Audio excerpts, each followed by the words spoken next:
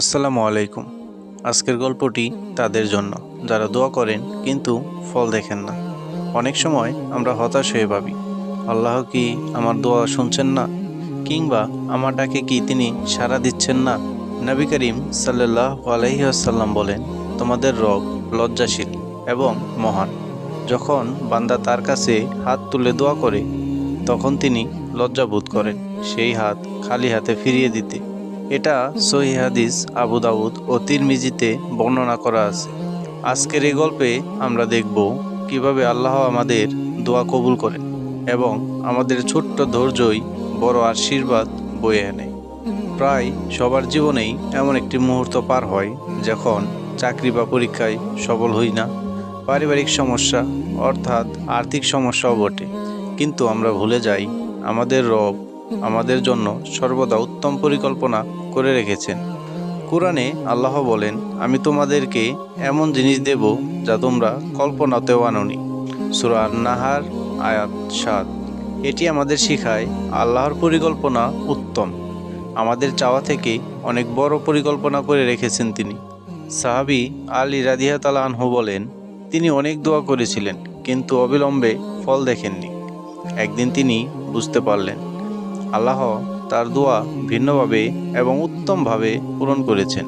যা তিনি চেয়েছিলেন তা না, কিন্তু আল্লাহ যা ভালো মনে করেছেন সেই সময়েই সবচেয়ে বড় উপকার হয়েছে তার। নবী করিম সাল্লাল্লাহু আলাইহি ওয়াসাল্লাম বলেন, আল্লাহ সঙ্গে সঙ্গে দেন কিংবা আখিরাতের জন্য জমা রাখেন, এমনকি কোনো বিপদ থেকে রক্ষা করেন। আমরা শুধু এখনই ফল চাই। আল্লাহ জানেন আমরা কি চাই এবং কখন তার সঠিক সময়। তোমরা আমাকে ডাকো, আমি তোমাদের ডাকে অবশ্যই সাড়া দেব। সূরা গাফির আয়াত ৬০। এক যুবক চাকরি পাচ্ছিল না। ৩ বছর দোয়া করল। আল্লাহ একদিন এমন একটি চাকরি দিলেন যা তার জন্য অত্যাধিক ও আর্থিকভাবে উত্তম। যে চাকরিটি সে চেয়েছিল তা হলে হয়তো তার ক্ষতি হয়ে যেত। এই গল্প আমাদের শেখায় দোয়া কখনোই বৃথা যায় না। তাড়াহুড়া কিংবা হতাশ হয়ে দোয়া বন্ধ করা। নবী করিম সাল্লাল্লাহু আলাইহি ওয়াসাল্লাম বলেন, যতক্ষণ বান্দা তাড়াহুড়া না করে তার দোয়া কবুল হতে থাকে। এটা সহিহ মুসলিমে বর্ণিত। আল্লাহ বলেন, যে কিছু তোমাদের জন্য ভালো আমি তা জানি, আর যা তোমাদের জন্য ক্ষতি সেটাও আমি জানি। সূরা আল বাকারা আয়াত ২১৬। এবং কি নবী করিম সাল্লাল্লাহু আলাইহি ওয়াসাল্লাম বলেন, প্রত্যেক বান্দার দোয়া আল্লাহর কাছে পৌঁছায়, তার চাওয়া আল্লাহর স্বীকৃতি পায়। এটা সহিহ মুসলিমে দেওয়া আছে। এটি আমাদের শেখায় দোয়া কখনোই নষ্ট হয় না।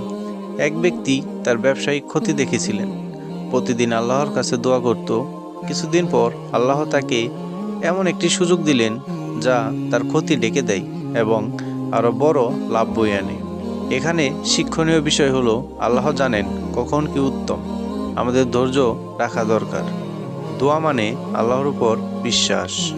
আজ রাতে এই ছোট্ট দোয়া বলুন, হে আল্লাহ, আমি জানি তুমি আমার দোয়া কখনোই খালি হাতে ফিরিয়ে দাও না। তুমি যেভাবে উত্তম মনে করো সেভাবে আমাকে দাও। ইনশাল্লাহ আপনার দোয়া কখনোই নষ্ট হবে না। একটিবার ভেবে দেখেন আপনার জন্য কি প্রয়োজন, তা কিন্তু আমাদের আল্লাহ ভালোভাবেই জানে। এবং কি একটা কথা মনে রাখেন, আপনার জন্মের অনেক পূর্বেই আল্লাহ আপনার রিজিক নির্ধারিত করে দিয়েছেন।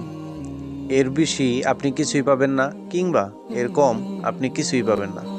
ডক্টর মিজানুর রহমান আজহারি সাহেব একটা কথা বলছিল, আপনার যেটা পাওয়ার সেটা আপনি পাবেনই, আর যেটা আপনার না পাওয়ার সেটা যদি আপনি সমস্ত দুনিয়া এক করেও ফেলেন আপনি পাবেন না। তো একটা কথাই বলি, আল্লাহর উপর বিশ্বাস রাখেন, ইনশাল্লাহ আল্লাহ অতি দ্রুতই আপনাকে দেবেন এবং এমন দিবেন আপনি অচিরেই খুশি হয়ে যাবেন। সবাই ভালো থাকবেন, সুস্থ থাকবেন। আল্লাহ হাফেজ।